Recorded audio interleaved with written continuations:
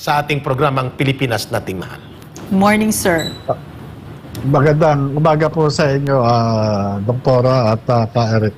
Yes, sir. Maraming salamat. Mabuhay po kayo.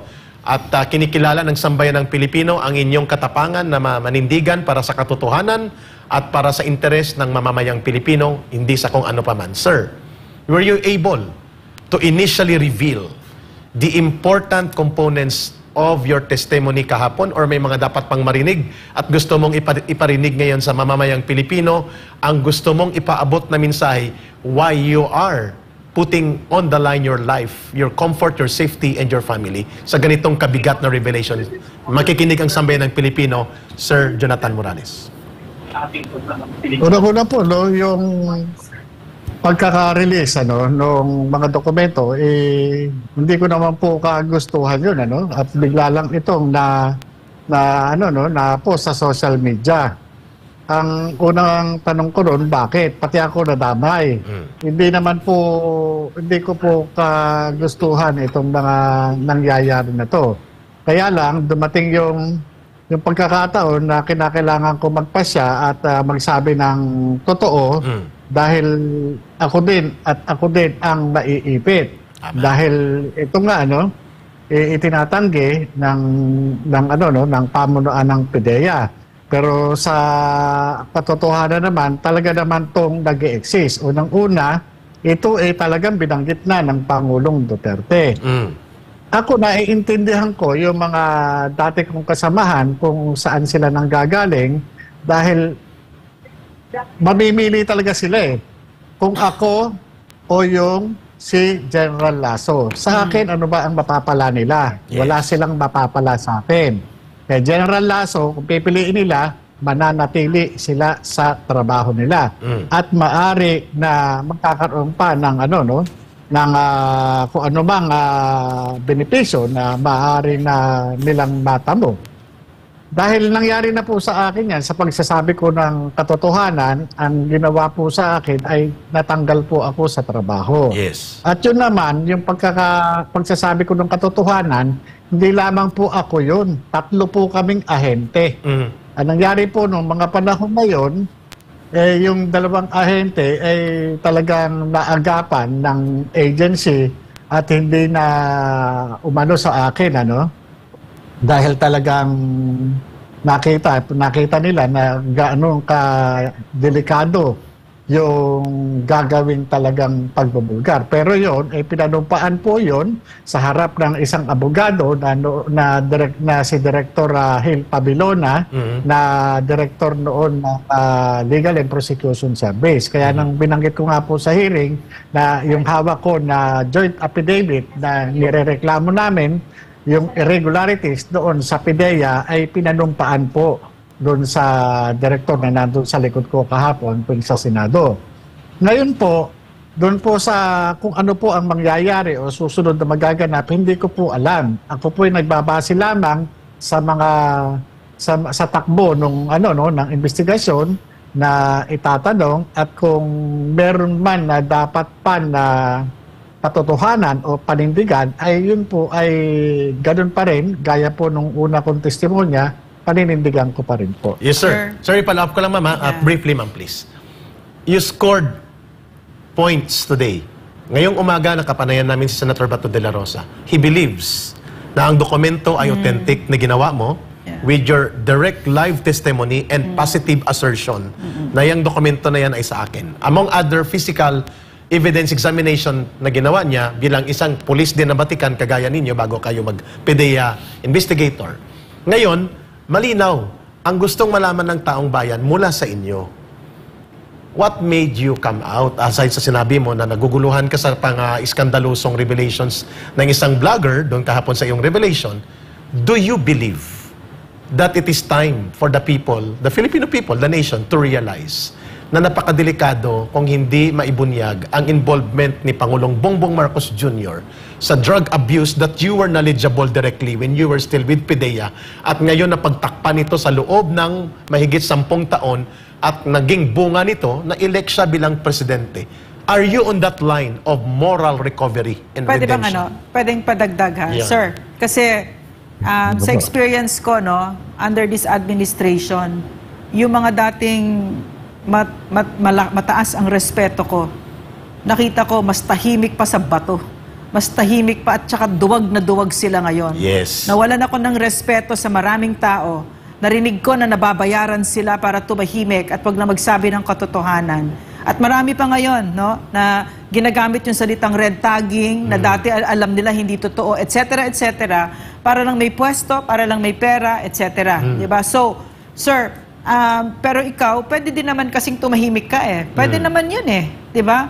I mean, yung sinasabi ni Eric, no, na, at saka yung nakita namin sa hearing, no? Kahapon. Napakaliwanag, no? Yeah. Besides your courage, no? Napakaliwanag kung sino ang paniniwalaan namin, kung kredibilidad. Na napakaliwanag din ng pagsisinungaling ni D.G. Lasso, who is a personal friend of ours. So, ang tinatanong namin dito, Yes. gaano kahalaga dito sa iyo? Bakit mo pinipili ang landas na ito? At in-identify mo ang pananagutan ng Pangulong ito Yes. mula noon hanggang ngayon, ito ba'y para i-recover ang dangal at integridad ng opisina ng Pangulo at isalba ang bayan? Ganon po ba ang direksyon ng inyong pagtataya ng inyong dangal at buhay? Ganito po yun.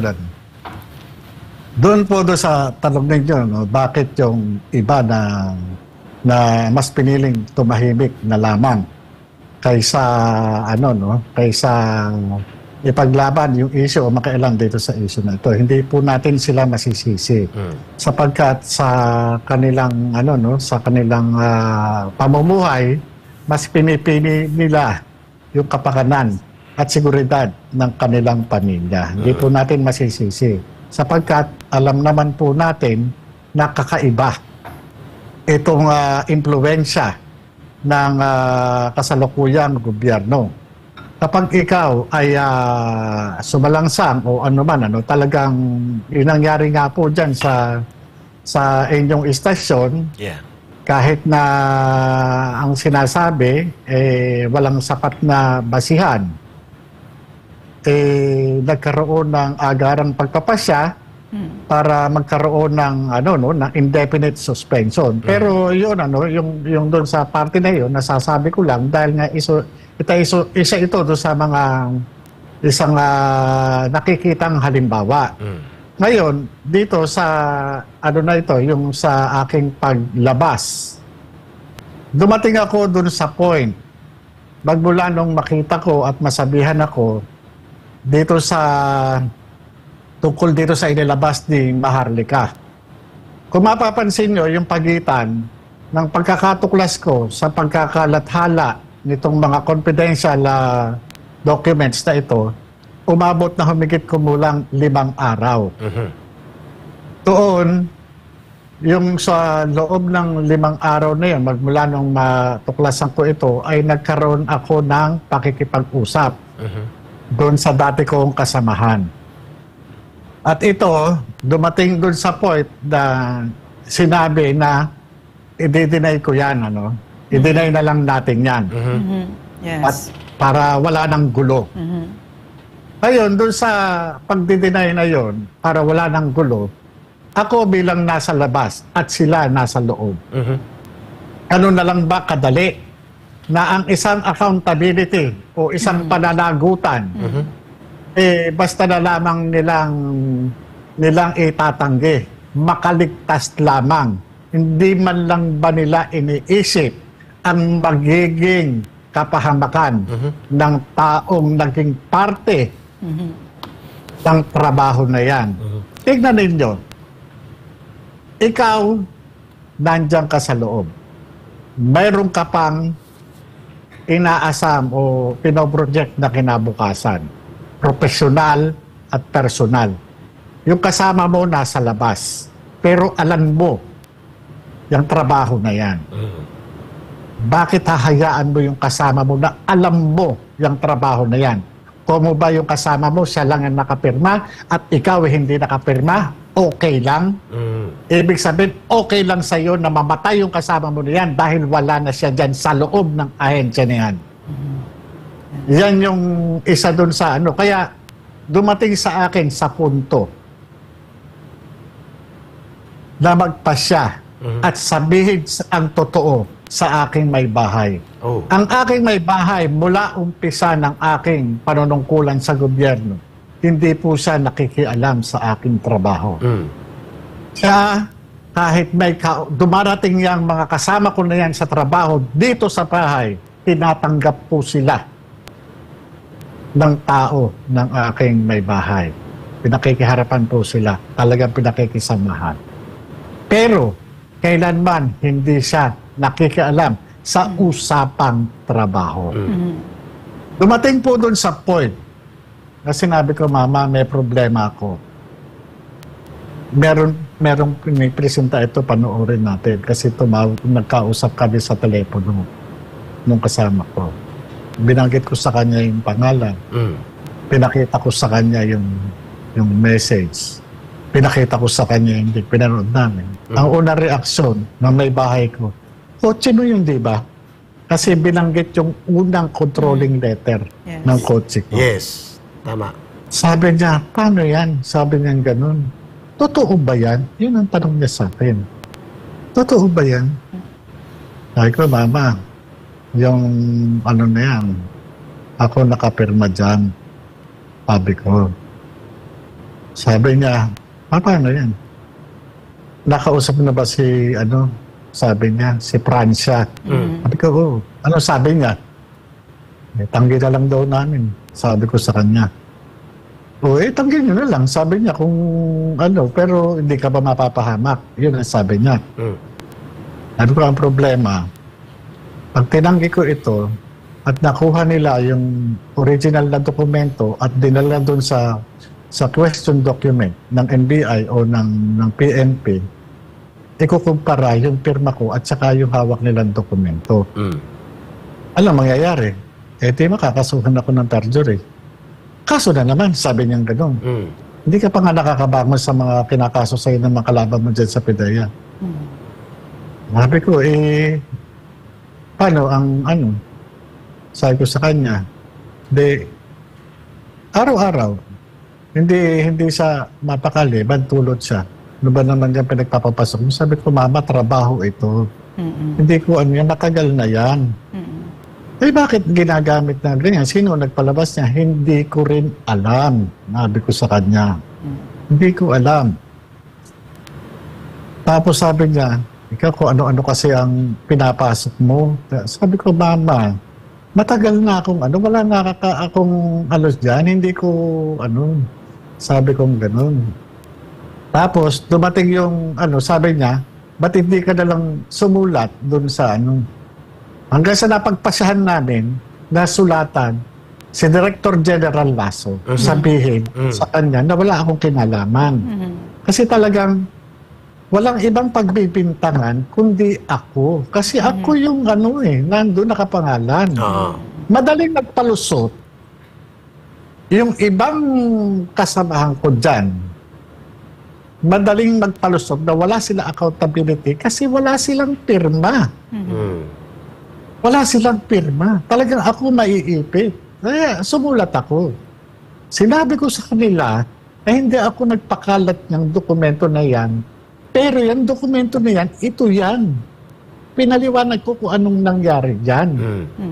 So, yun po yung nung nasulatan ko, gumaan yung pakiramdam ko. Umaasa ako na ipatatawag ako ng Philippine Drug Enforcement Agency para at least magkaroon ng kaliwanagan. Kung sino yung pakalat, paano kumalat, paano lumabas, saan nakalagay ito. Pero wala po ako natanggap na patawag mula sa Philippine Drug Enforcement Agency. Pinapiparnis ko po ang Office of the President dahil sila po yung nasa ilalim po nila, yung Philippine Drug Enforcement Agency. Pwede po nilang utusan ang kahit naman sino ahensya para magsagawa ng investigasyon patungkol po dyan sa mga dokumento na yan. Pero wala din po akong hanggang sa nagpasya po ako na sulatan din ang ang Blue Ribbon Committee at saka yung Public Order and Safety and Dangerous Security. Kasi nga doon po sa mga dokumento na na-post ni Maharlika, Ang isa doon sa mga nakakatakot doon ay yung information o yung classified information na nilalaman ng dokumento na yon na nag-circulate sa social media. Ngayon, nagtataka lamang ako dito kay Director General Lasso. Sa halip na i-address niya ng tama yung problema sa pagkalat ng dokumento at dun sa mga tao na naandoon. Ang ginawa niya, nagbistula siyang abogado nung personalidad na naandun sa dokumento na subject ng dokumento na yon. Kaya nagtataka ako sa kanya, bakit ganon?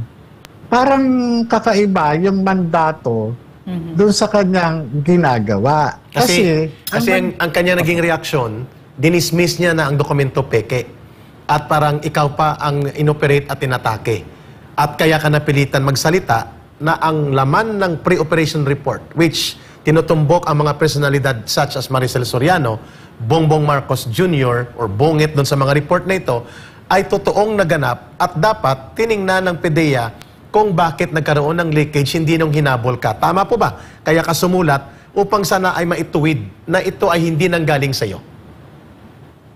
Dalawang bagay po yung ano ko na gusto kong mapanagot, yung may nasa likod ng pagkakalabas niya. Okay. Pangalawa, dahil lumabas na nga po yung mga dokumento na yan bilang alagad ng batas at ngayon isang NGO na na anti-drugs advocate. Gusto ko magkaroon ng pananagutan, ng accountability. Ayun. Kung ikaw ay may mandato na ayon sa batas, kagaya ng Comprehensive Dangerous Drugs Act, wala ka bang gagawin? Wala ka bang moto proprio na gagawin para imbestigahin ito?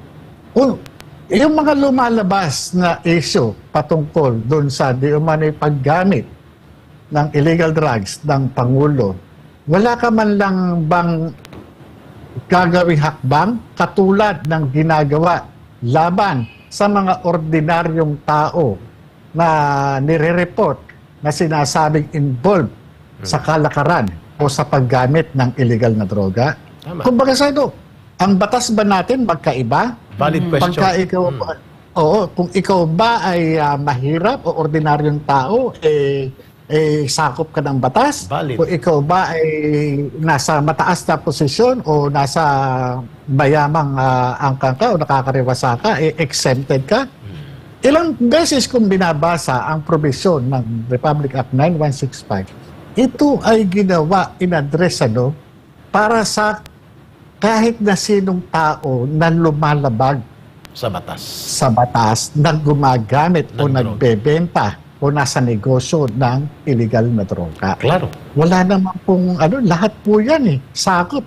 Naka-address po yan sa any person. Nakalagay po yan. Yun lang po yung sa akin. Sana ginagawa ng tama yung trabaho. Ngayon po, sa kasalukuyan, tatapatin ko kayo at ngayon ko lang babanggitin sa inyo Yes. bago ang Med 7. Sinisikap ko pong makontak. Binabalikan ko yung mga tao na po pwedeng maging daan upang mapalutang ko yung confidential informant sa Senado. Ayun. Klaro. Binabalikan ko yung mga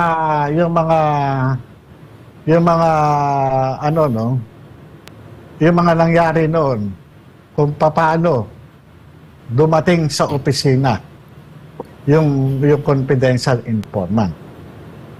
Maganda yan, sir. At mabigat yan na corroboration and affirmation of your revelations.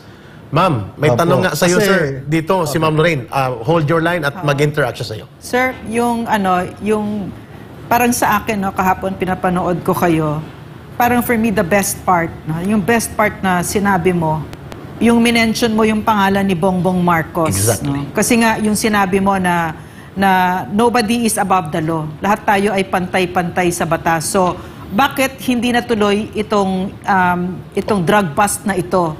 Kasi bakit na-cover up? Kasi may nag-intervene, si Paquito Ochoa, no, Executive Secretary nung panahon na yon. At siya ay isang senador, si Bongbong Marcos at that time. At ito ay, hindi lang nangyari ito kay Bongbong Marcos, kundi sa napakaraming Pilipino, no? Pag mahirap ka, huli ka, no? Pero sa kanya, buong buhay niya, porket Marcos siya, maraming nagtatakip para sa kanya.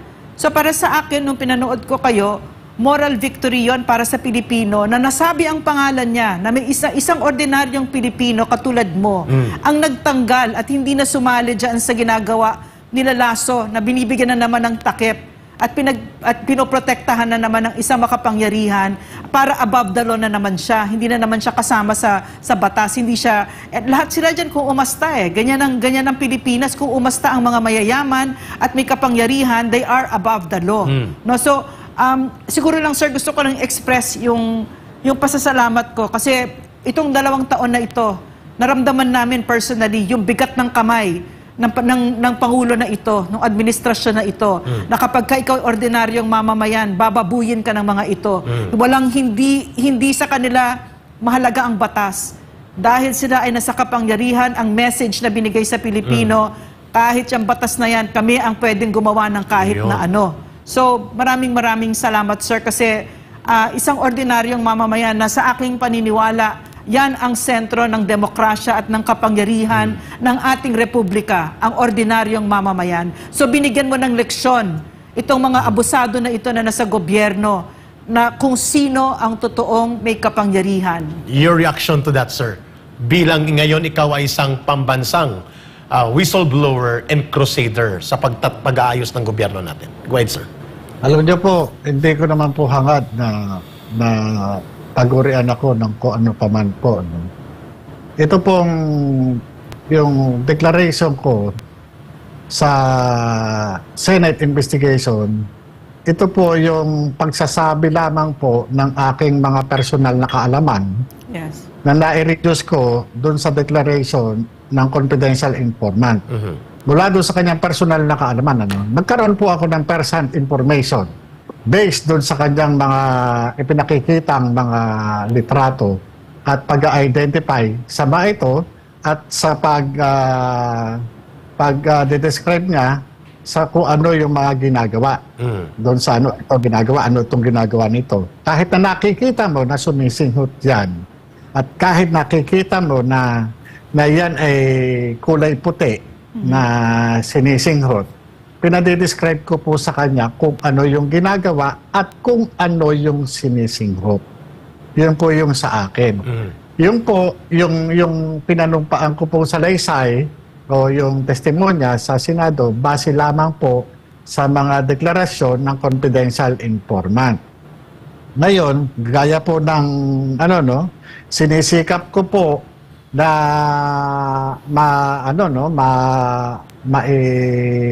ma-contact yung tao na aking na-interview, nakuna ng salaysay, para siya mismo yung magsalita doon sa Senado. Para once and for all, makita ng taong bayan na hindi ka nagsisinungaling. Kung ano itong sa akin naman wala namang ang sa akin lang trabaho lang. Dahil kung itong report na ito hindi nag-e-exist, walang ire-report o walang ikukwento si Pangulong Duterte sa taong bayan during ng rally ng Maisog doon sa Tagum City. Klaro. Walang sasabihin ang aking division chief na i-deny na lang natin, i-deny na lang ako, itatanggi ko yan, i-deny ko, walang ganyan. Walang ganyan. I-deny na lang. Para walang gulo. Walang igaganon kung wala yan. Sir. Kaya nga, sir, opo. Excuse.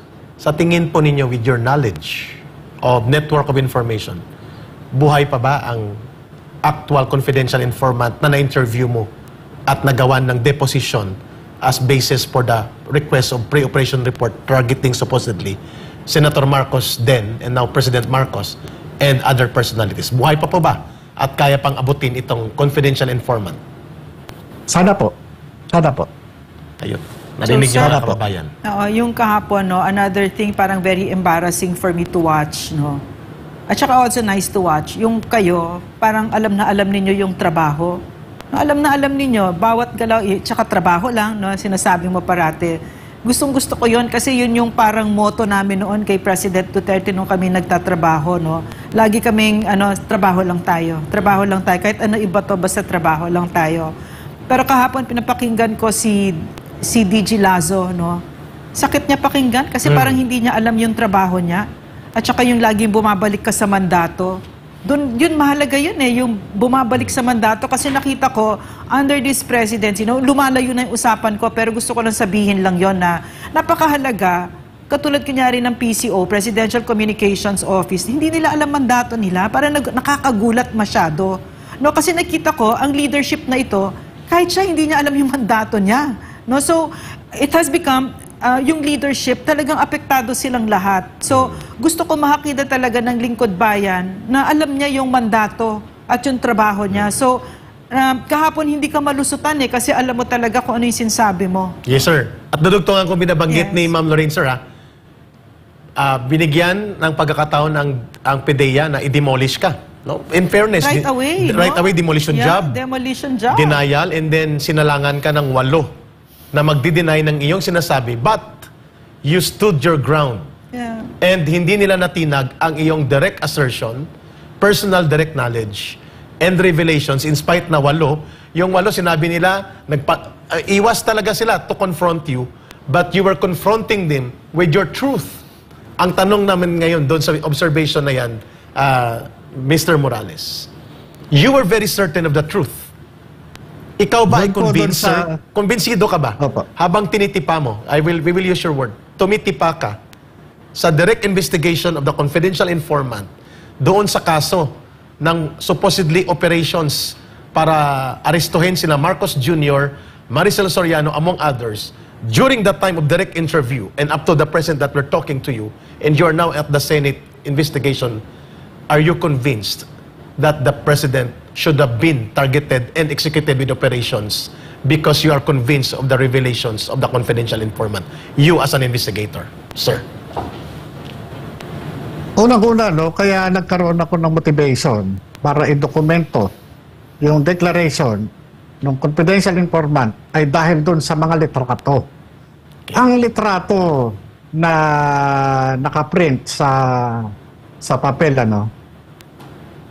nung nakita ko at pinakita yung pinanggalingan ng printed photos mula doon sa cellphone, pareho Pareho. At yung mismong tao na kumuha ng picture ng mga stolen shot ay kaharap ko. Nakitang-kita ko, humihiti ay sumisinghot ng white powdery substance. In-identify sino-sino itong mga ito. Bagamat kita ko yung mga tao, kilala ko yung mga tao, pero pina-identify ko dun sa confidential informant. At sino sila? Sabi niya, si Maricel Soriano, ito si Bongbong Marcos, nung pinaulit ko pa kung ano ang alam niyang pangalan itong mga ito. Hindi ako nagsabi niyan. Grabe. Yung confidential informant. Ano ang access niya? Ano ang access niya? Sinagot din niya. Ano siya doon? Bakit nandun siya? Sinagot din ng confidential informant. Unti-unti kong inaalala yung mga panahon na nakaharap at nakunan ko siya ng salaysay. Kaya nga sabi ko, itong pinagmulan ng tao na to, sabi ko, ito lang yung po pwedeng maging daan para muli ko siyang makaharap doon sa Senado. Para mabigyan siya ng pagkakataon kung Sana buhay pa hanggat sa sir, maaari. at madugtungan. Para na rin matiyak yung kaligtasan niya. Sana, kung dumating man yung panahon, magkaroon ng garantiya, yung totoong magbibigay ng protection sa kanya. At sa iyo. Yun lang ang talagang problema. Kasi, kung ang subject ng Presidente. usapin na ito ay yung mismong nanunungkulan, pangunahing nanunungkulan dito sa bansa, paano tayo na kakatiyak ng kaligtasan? Exactly. The point. Hindi kaya tayo biglang atakihin sa puso? O hindi kaya maging abo na lang tayo? Oh, wag sana. O hindi kaya, kaya nga, sabi ko wala naman akong ibang tao na ganito, no? So, yun po, yun yung, doon lang po. Why are you not offered, sir? Why are you not offered security by the Senate? Or did they offer it through Senator Bato? And are you willing to accept it with your family? Ano naman po. Opo, gano'n naman po. Pero sa akin naman po, no, kaya nga sabi ko po kay Senator Bato sa, on the record naman po yun. Wala naman mag-i-interest sa akin dito, kundi yung, si Pangulong Bongbong Marcos. Dahil ito lang naman yung issue. Kumbaga sa patahimikin nyo na yan para hindi na nagsasalita. Patahimikin nyo na yan para hindi niya na maiharap yung testigo niya. Patahimikin nyo na yan, di ba? Kumbaga sa kaya nga ang PIDEA, talagang sinisikap nila na gibain. Gibain yung aking kredibilidad, ang aking pagkataong matagal ng durog. Tama. Durog na durog yung pagkatao ko. Pero, yung taong dinurog nila na naging pulbos, ito yung magiging puwing sa mga mata nila. Exactly. What is happening now? Tandaan nila yan. Sir. Tandaan nila. Sir, napakaganda ng sinasabi nyo. No? So, kasi experience din namin yan na kinikasing kami, hinaharas at tinithreaten at intimidate dahil nagsasalita ng katotohanan. Kasi paulit-ulit sinasabi mo kahapon doon sa mga kasama nyo, kahit kay DJ Lasso, hindi ko kayo masisisi. Yeah. Pero it was elegant para sa akin kasi kino-call out nyo yung pagsisinungaling nila. Pero kasi yung sinasabi ninyo na hindi masisisi, sa akin, pang paniniwala ako kasi masisisi sila. Dapat silang sisihin. Kasi tao tayo, lahat tayo dito ay sumusugal, lahat tayo dito ay gumagawa ng desisyon. At yung desisyon na yan, hindi lang tayo ang maapektuhan, kundi ang mga anak natin at ang salinlahing Pilipino. So lahat tayo dito tumitindig. At katulad nung sinabi mo dito, kung may mangyari sa ating tatlo dito, isa lang naman talaga dito ang pwedeng gumawa niyan at yan si Bongbong Marcos, no? So, yun yung tama po. At saka yung sinasabi mo, sir, no, na yung mga nagsinungaling kahapon, sisisihin natin sila, no? Meron silang sagutin sa Pilipino, no? At sa sarili nila at sa kung ano pang paniniwala nila, no? So, correct. Hindi sila off the hook. At sir, yun ang tanong ng taong bayan sa inyo. Ang paglantad ninyo ay hindi maiiwasan ang napakalubhang panganib sa buhay ninyo, sa pamilya ninyo, sa mahal ninyo sa buhay. Naranasan ko rin yan, Sir Morales, nang lumantad ako laban sa organisasyong pinanggalingan ko. Hanggang ngayon. Hanggang ngayon. Ang CPP, NPA, NDF na pilit nating pabagsakin ang terorismo nila, kaya tumulong tayo sa gobyerno. Ang tanong, sir, direktang tanong sa inyo, baka hindi pa ito na tanong sa inyo. Bilang batikang investigador, PIDEA operative, Intel trained, investigation trained. Naniniwala pa rin ba kayo na ang validity ng 2012 operations na hindi natuloy at kung kaya nagpapatuloy ang kontrobersya at iskandalong ito ay sapagkat naniniwala pa rin kayo na si Bongbong Marcos Jr. bilang Pangulo ng Bansa is still into drug abuse and drug addiction na dapat matigil na at dapat panagutan niya at huwag mailagay sa panganib ng isang problematic mental state level ng Pangulo dahil sa involvement sa drug abuse. Do you believe it na ganon pa rin ang kanyang ginagawa ngayon? Batay sa iyong kaalaman sa investigasyon mo. Kung ang tinutukoy nyo is yung validity ng pagsasagawa ng investigation, wala naman pong expiration yan. Ang investigation po, ang importante lamang po dyan is to determine the facts and circumstances. Okay. Kung kagaya niyan, kung tayo nag-iimbestiga, kaya tayo nag-iimbestiga, gusto nating may malaman. Meron tayong gustong madetermina. Kung yan, bibigyan natin ng limitation o ikakahon natin yan, mawawalan ng kakayahan o ng kalayaan yung nagsasagawa ng investigasyon o yung isinasagawang investigasyon. Ang investigation dapat walang harang. Yes. Wala siyang mga boundaries. Correct. Para malaya niyang makuha yung mga kinakailangan niyang makuha. Kaya nga nag-iimbestiga, nagsasaliksik. Tama. Di ba? Nagsasaliksik. Nagkakaroon ng pagsubaybay, nagkakaroon ng mga test, nagkakaroon ng observation. Yun po yan eh. Ngayon, yung sinasabi niyo po kanina, ibabalik ko lang Yes, sir. sa mandato. Bilang alagad ng batas, mayroon kaming mga sinusunod na panuntunan. Ano ito? Ito yung presumption of regularity. Yes. Ibig sabihin, huwag kang lalabas dyan. Kung kinakailangan tumawid ka sa lubid o sa alambre, gawin mo yan.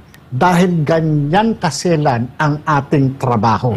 Hindi mo pwede na magkakamali tayo. No margin for error. Grabe. Ngayon, kung ikaw ang pinuno ng liderato o ng isang ahensya, dapat maging sensitibo ka.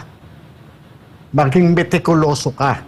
Dahil hindi po pwedeng kakitaan ka ng kaanumang kasablayan dahil hindi ka irerespeto ng mga taong nasa likuran mo. Kapag kaya nakitaan ka ng kasablayan, ganyan lumalabas yung mga informasyon sa sa loob ng So, sir, opisina mo. Klaro. So sir, nakita natin kahapon yung todo depensa ni DJ Lasso sa Pangulo, no? Kitang-kita at yung pag-demolish sa inyo. So, tama ba na maisip namin ngayon, no, na ang PIDEA ay nanganganib sa ganyang klaseng leader?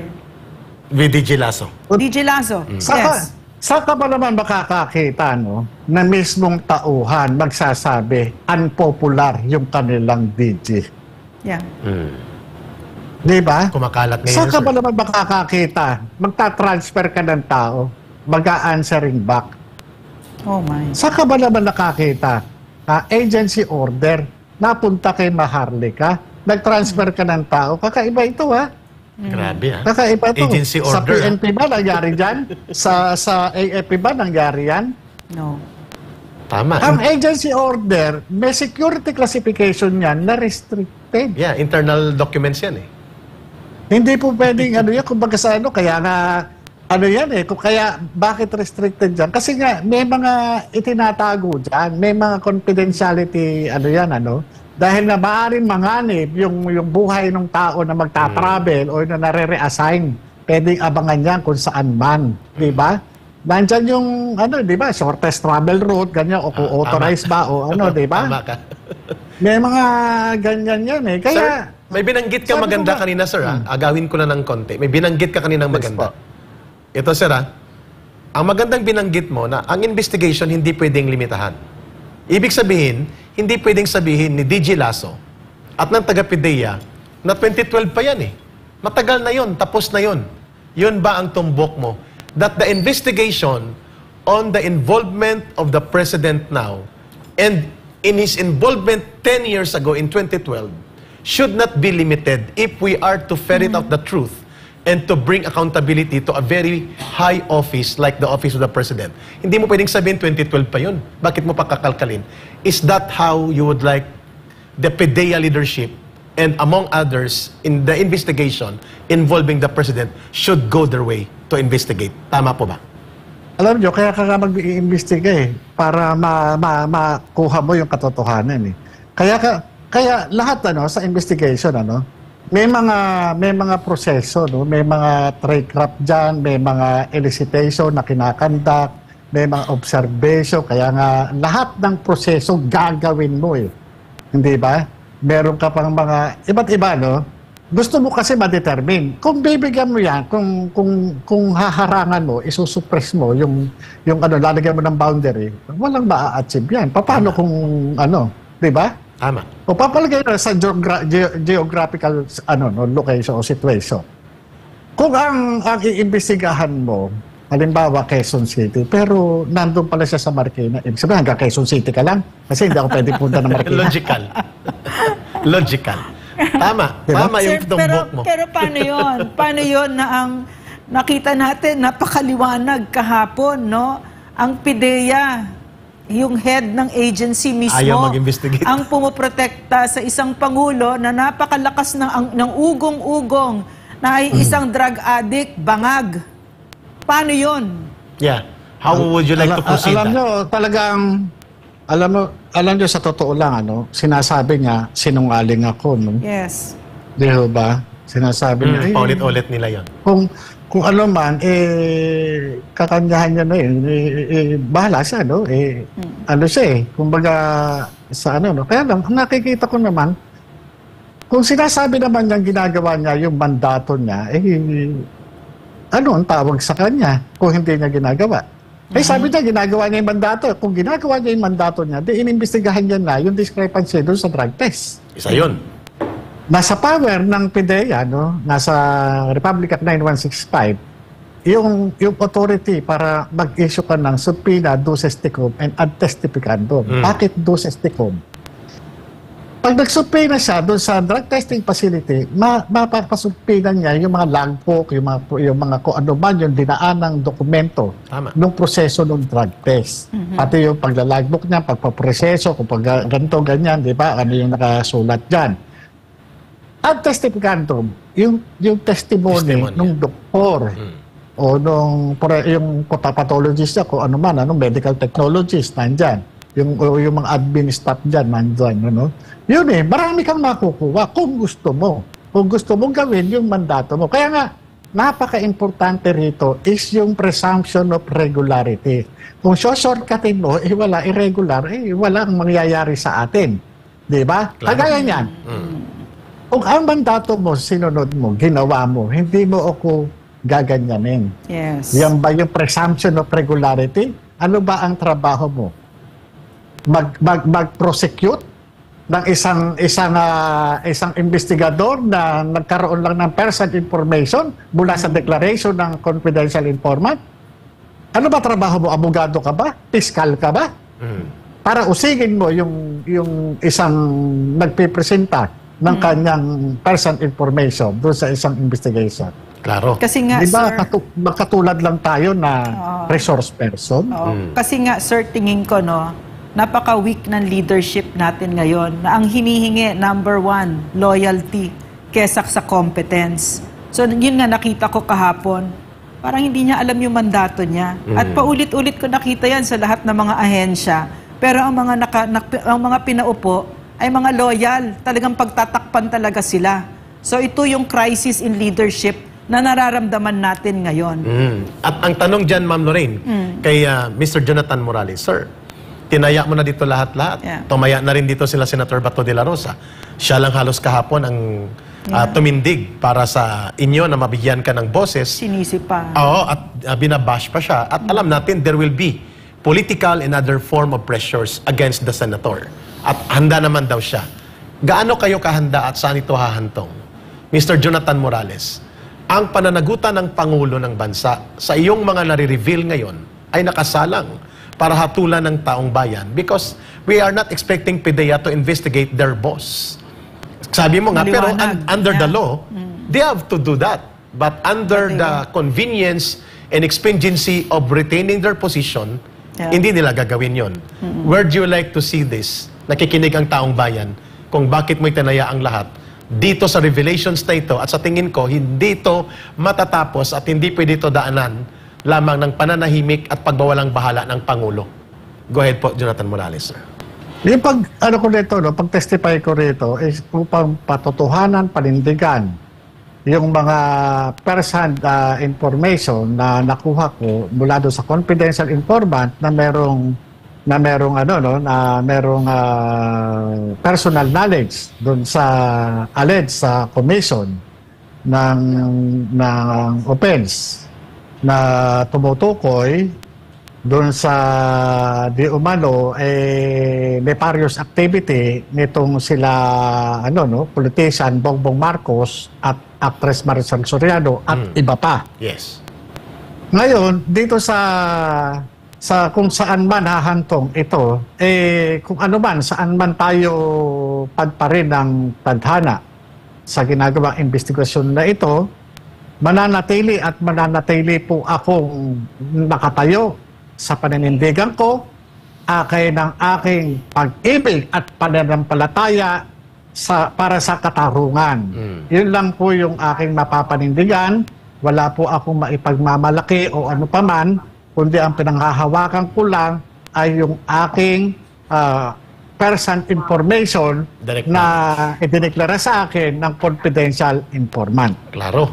And everything will be settled, sir. Ano pa man ang pagsisinungaling at pagdemolish sa inyo, pagdi-deny nila, pagtatakip, when the confidential informant which we believe ay kaya pang abutin dapat sa pagkatadhana ang magtatakda ng katotohanan ito, we believe na lalantad ito at patotohanan ang inyong mga binanggit na pagbubuo ng buong investigasyon na ito. People will be the judge now. Ano, sir, we usually reserve this for our soldiers, but I would like to thank you in behalf of the Filipino people. Sa panahon na ito, napakadilim, napakakonti ng tumatayo na may prinsipyo. Katulad ng sinabi ko sa iyo, no, lahat ng mga napakarami ng akala ko ay mga prinsipyado ay hindi pala. Meron pala silang presyo. No? At dahil lang sa pera, dahil sa takot, dahil sa whatever man, ay bumaliktad na at hindi na nagsasalita para sa bayan. So, in behalf of our countrymen, sir, na who cannot thank you personally, kami po ay nagpapasalamat dito, kami ni Eric, Yes. buong SMNI, no, maraming salamat, sir, sa tapang at sa pagmamahal mo sa bayan. Mensahe po ninyo, sir, at panawagan sa sambayan ng Pilipino. Huwag po kayo magpasalamat sa akin. Magpasalamat po tayo sa Diyos. Kasi ito blessing in disguise. Kaya tulungan nyo rin akong manalangin. Yes. Na sana yung mga nasa likod na nagdala nitong confidential informant, puntahan nyo ako sa bahay. Isama natin mismo yung confidential informant. Alam ko, nanonood ka. Ayoko lang manganib ang buhay mo, ayoko sa akin magmula. Ayoko manganib ang buhay ninyo. Alam nyo yan. Alam nyo yan. Alam nyo yan. Yes. Ayun. Kayo yung ako nandito, walang labis, walang kulang. Kung ano yun lang yung naging parte ng trabaho ko, yun lang. Ngayon, darating at darating ang araw, baka kayo matunton, baka ikapahamak nyo. Mamili kayo. Hindi ko sa tinatakot kayo. Mamili kayo. Mas masarap magiging maalwan ang pamumuhay natin kung magsasabi tayo ng katotohanan. Exactly. Kasi naisulat ko na sa papel yan eh. Exactly. Naisulat ko. Hindi man natin makuha yung mga dokumento. Alam ko ikaw, may kopya kanyang affidavit mo. May kopya ka. At may kopya ka pa dyan sa cellphone mo. At